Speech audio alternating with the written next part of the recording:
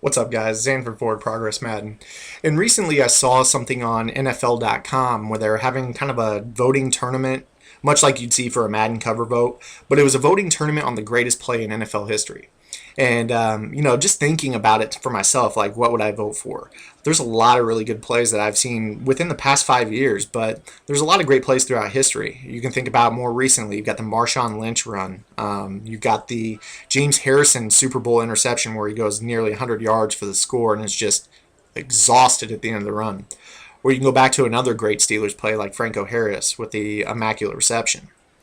But my personal favorite, even though I would have been, I don't even know if I was honestly born.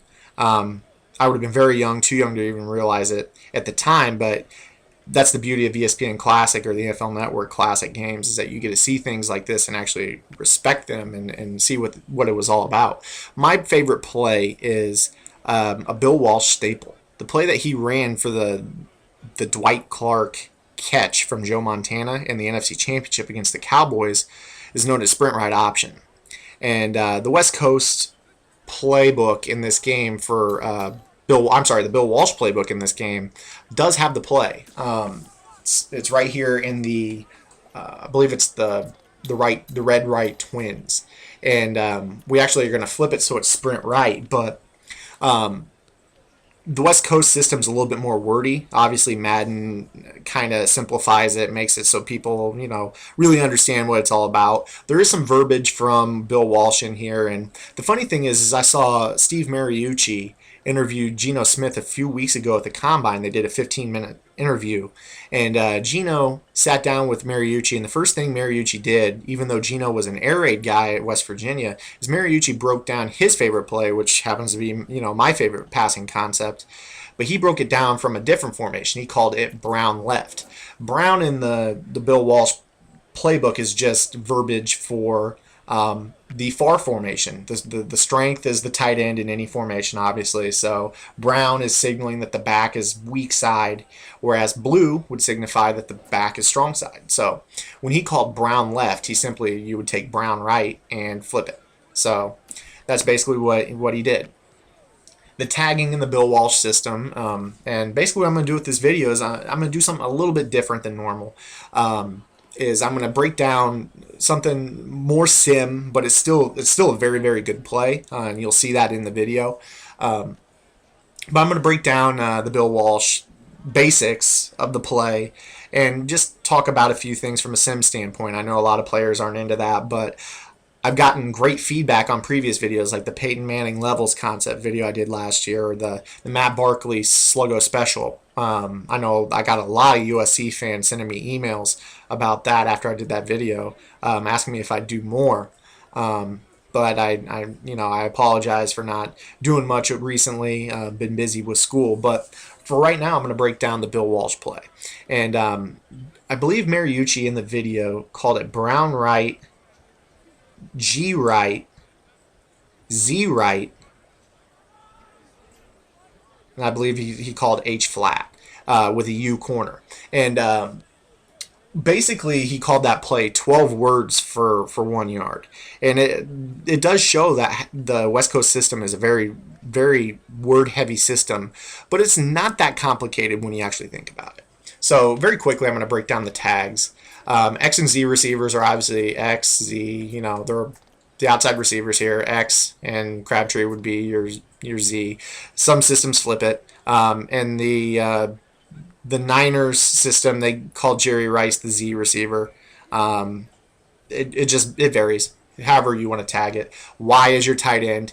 And Bill Walsh tagged his second tight end, so right here, Delaney Walker, as the U receiver. In a two-back set, halfback is an H, fullback is an F. So fairly simple there. And unfortunately, brown right does not have that sprint right option, but red does, and red is just split backs. So brown is far, blue is near, red is split backs. And then they use directional calls for their one back sets, like west and east. But for right now, we're going to break down red left twins, sprint out, and I'll go ahead and make it a little bit more complicated just for those of you who are kind of football nerds like me. Obviously, we got our X and Z receivers over here. Y left. H is to the left. F is to the right. So what this would be called is red left, twins, H right, meaning we're putting Gore on a flat right. I didn't need to motion Bruce Miller, so ignore that. H right, and on the right we're actually going to motion him. F right, sprint right option. And what we're going to do on the sprint right is we're actually going to boot it, make it an option pass play. So we'll reset that and go over it again. So we got red left, meaning the tight ends to the left are in split backs, red. H right, F right, sprint right. And when I sprint right, I'm going to go ahead and slide protect to the sprint side. And when you snap the ball, you're going to go through progression reads and hit a receiver. And Browner makes a great play there. So we'll run this again. Red left twins, H right, F right, sprint right option. We didn't get a steal there, and we took a sack. But what you're going to see more often than not is when you run this play is that fullback does a good job pinning an edge rusher. And that's what he's supposed to do in the play. And as you can see, the route that Crabtree is on is very, very good. You can anticipate it breaking open. And actually, I'll take a moment to break down this route. It's not a post corner. When you watch the Mariucci video, it's actually, it's an option route. Jerry Rice runs this route, and he's really just going to take what the DB gives him. But if the DB is overplaying the middle, he does what's called bubbling back to the corner. Because the quarterback is rolling out to the sideline, he is supposed to be, Jerry Rice would be still breaking back to the sideline along with him, giving him another passing window. Basically, it gives you a couple times to throw to Jerry Rice. So Jerry Rice is on an option there. You've got a couple options with his route.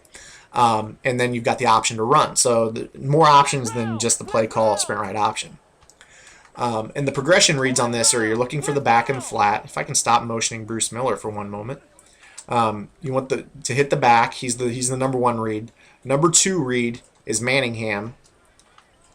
Number 3 read is Crabtree. Number 4, take off and run. So you look to hit Gore. You look to hit Manningham, and then you look to hit Crabtree. So we go ahead here and we look here. Our right tackle did a good job of holding down the block. The F gets out into the flat and seals off any potential guy coming off the edge. You don't really have Manningham, so we checked our 3rd progression read. If Browner had been on that, I would have taken off here. You have decent running room up here. Could have slid for a 4 or 5 yard gain. And like I said, this is a red zone call. Mariucci calls it 12 words for 1 yard. So it's nothing spectacular. It's not something you're going to call every play of every game, but it's an excellent, excellent short yardage play. And I think the reason it is because this fullback does a pretty good job getting out in front of the quarterback, and it really opens up the play. You can cancel your drop back by tapping left on the stick right away. It gives you that ability to sprint out. And Red Bryant just isn't going to be able to catch him. Now, if it's a faster defensive end, then sure, maybe he'll catch him. But for all intents and purposes, this is a great play. As far as right here, there's a sprint again, and we fumble. But like I said, I'm not breaking down a money play. I'm just breaking down something for fun for those of you who like to, if the game gets stale and you like to experiment with other playbooks, passing concepts, what have you. This is something you might enjoy. And I know that the pass it's a great play call. And that's exactly what you would see out of a Montana pass. Him on the run, out wide, and throwing the ball on the run. So, and I think the reason that this play is a sprint out to the left is because they're modeling this playbook after Steve Young. Maybe if you have, the Eagles and you want to mess with the Eagles, you could use Michael Vick and roll left with him. But obviously you're going to roll arm side with a right-handed quarterback. You're going to roll right. So against man coverage, as you can see, pretty easy to hit that corner out. If they have 2 man under, as you can see, that safety's not really reacting to it. it's something that you're going to have to use her, because the man coverage on its own is not going to do anything. As you can see, he's in press coverage, and it's still getting open as you're rolling out. Break it down against cover 3 real quick for you. And again, the progression reads are the same. In the Mariucci play, he calls G right, meaning the strong side guard is going to, or I'm sorry, the roll outside guard is going to roll out and pin. Instead, it's F right in this play. So again, we just roll out, follow our blockers, pick up big yards there on the sprint out. But in this play, and in Mariucci's play, he sends the F out. I'm sorry, no, he sends the back out, and front side guard, which would be I don't know if that's Boone or who that is supposed to pin, roll out and pin. But play works better if you roll the back out, or the full back out into the flat. So as you can see against a deep zone, that route that bubbles back to the corner does a good job of still getting open. I honestly think you probably, for Madden purposes, you have too many cooks in the kitchen here on the right short. It's kind of hard to hit Manningham with the guy guarding Gore there in the flat, but it does a nice job pulling the zones, giving you an option to run. So if you don't look to hit Gore right away, you can look to hit Manningham on the speed out. Otherwise, just take off and go with it. And then, of course, if you really want to, you don't have to roll out, and you can kind of wait for Crabtree to get open. It's easier if you roll out, gives you a better window. Quickly, we'll break it down against cover 2. Cover 2, it's not super great against. Cover 4, it's going to absolutely shred because it's a short yardage passing.